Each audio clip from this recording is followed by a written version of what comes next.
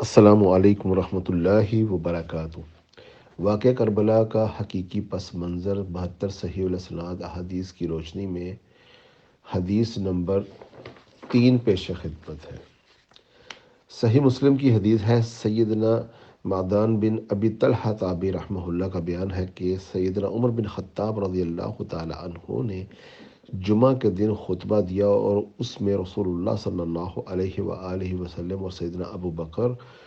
کا ذکر خیر فرمایا۔ پھر سیدنا عمر رضی اللہ تعالیٰ عنہ نے ارشاد فرمایا، بے شک میں نے خواب میں دیکھا کہ ایک مرغ نے مجھے 3 ٹھونگیں ماری اور میں اس کی تعبیر یہ سمجھتا ہوں کہ میری موت کا وقت قریب آ چکا ہے۔ بعض لوگ مجھے یہ مشورہ دے رہے ہیں کہ میں کسی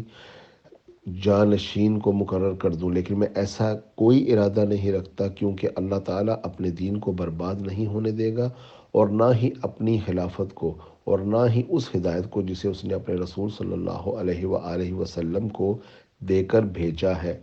اگر میری موت جلد ہو جائے تو میرا یہ حکم ہے، خلافت کا فیصلہ ان 6 افراد میں ہی طے پائے جن سے رسول اللہ صلی اللہ علیہ وآلہ وسلم اپنی وفات تک راضی تھے، جن کے نام آگے ہم عرض کریں گے۔ اور مجھے خواب میں معلوم ہوا ہے کہ بعض لوگ اس امر خلافت میں طعن کریں گے، یہ وہی لوگ ہیں جن کو میں نے اسلام کی خاطر ان کے اسلام کے قبول سے پہلے اپنے ان ہاتھوں سے مارا بھی ہے۔ نوٹ: فتح مکہ پر معافی مانگ کر اسلام میں داخل ہونے والے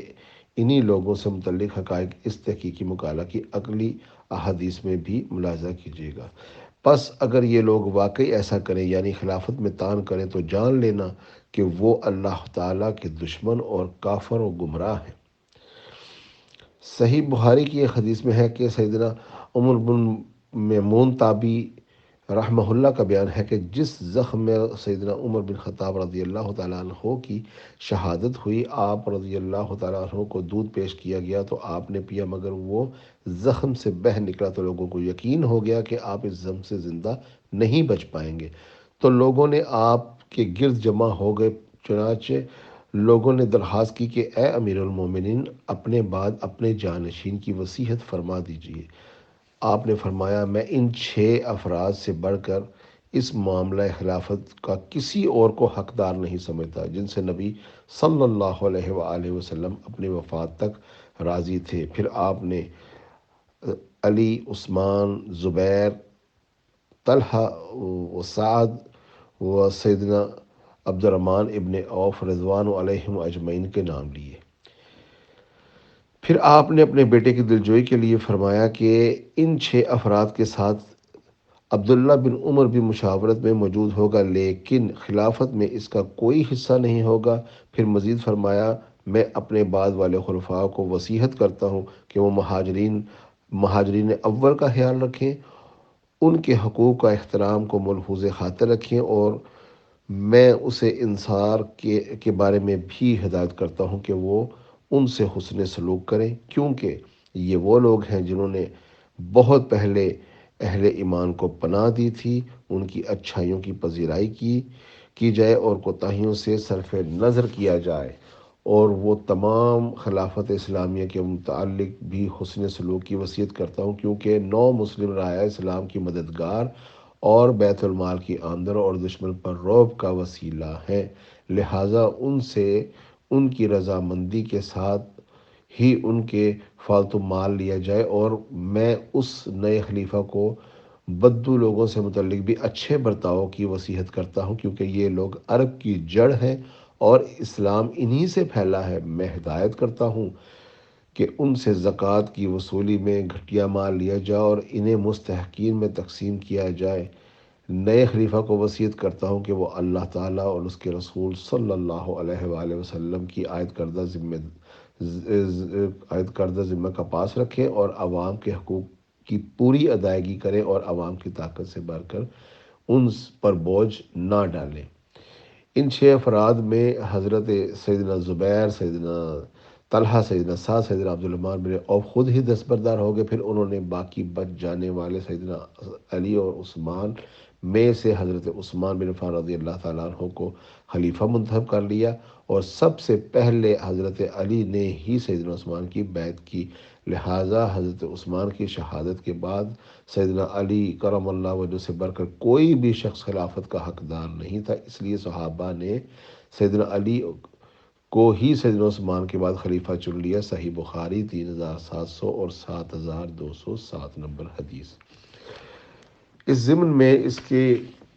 بارے میں کچھ عرض کر دوں کہ حضرت عمر بن خطاب رضی اللہ تعالی عنہ نے اپنا یہ وتیرہ بنایا تھا کہ جب تک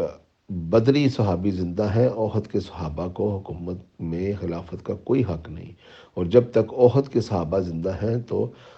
اس وقت تک خندق کے صحابہ کرام کا کوئی حق نہیں ہوگا۔ یعنی سلسلہ وار جس طرح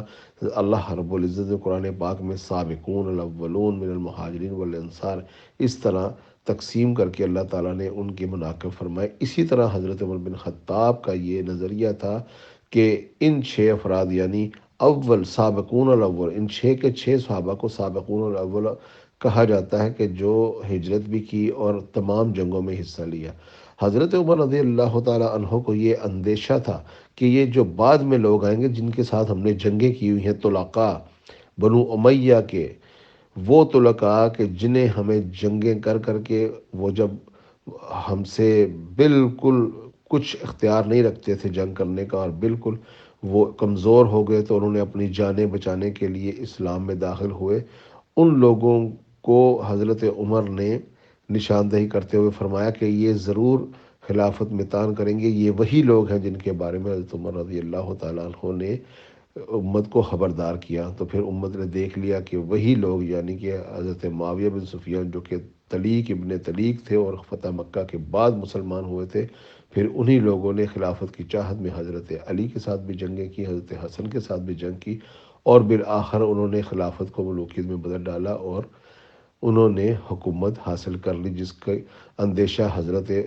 عمر کو بھی تھا، اور نبی علیہ الصلوۃ والسلام کے بھی حدیث نمبر 2 میں بھی ہم فرما چکے ہیں، الخلافت من بعد ثلاثین سنہ ثم تکون ملکا عضوضا، اس کی پیشن گوئیاں خود نبی علیہ الصلوۃ والسلام نے بار بار حدیث میں کی تھی۔ یہی اندیشہ حضرت عمر بن خطاب کو تھا جس کے لیے انہوں نے یہ وصیحتیں کی۔